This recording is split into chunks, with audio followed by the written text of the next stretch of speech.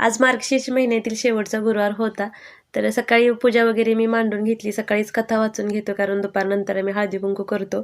तर आज शाबूची खीर बनवली होती. आता उपवास असतात, दुपारी काही उपवास सोडत नाहीत. तर हळदी कुंकाला सुवासिनी बोलवल्या होत्या, तर त्यांच्यासाठी मी शाबूची खीर बनवून घेतली होती. तर नंतर मग खीर वगैरे दिली आणि नंतर मग हळदी कुंकू लावून बाकी पण फ्रेंडच्या घरी जायचं होतं. तर एक सोबत असं एक टाईम ठरवून एका घरी येतो अगोदर आणि नंतर मग सगळीकडे असं जातो.